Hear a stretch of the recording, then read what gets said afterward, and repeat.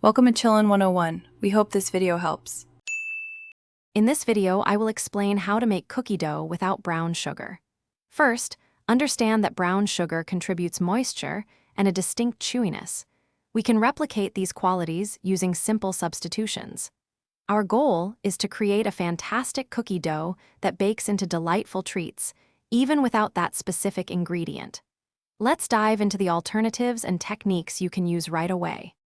To replace brown sugar, a simple trick is to combine 1 cup of granulated white sugar with 1 tablespoon of molasses.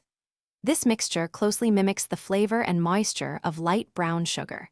If you only use granulated sugar, your cookies will be crispier.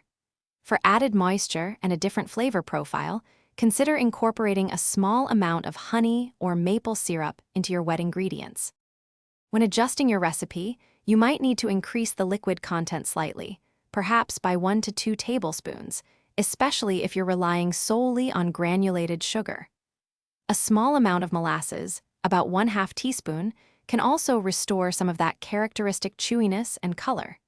Remember to keep an eye on your baking time, as the dough's new consistency might require minor adjustments.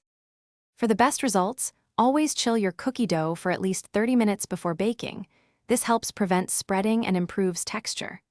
Also, be careful not to overmix the dough once the dry ingredients are added, as this can lead to tough cookies. Finally, remember to check the description below for a link to some amazing deals, including a fantastic recommendation for socks that come with a lifetime warranty. Happy baking! Thanks for watching. Consider subscribing if we helped you.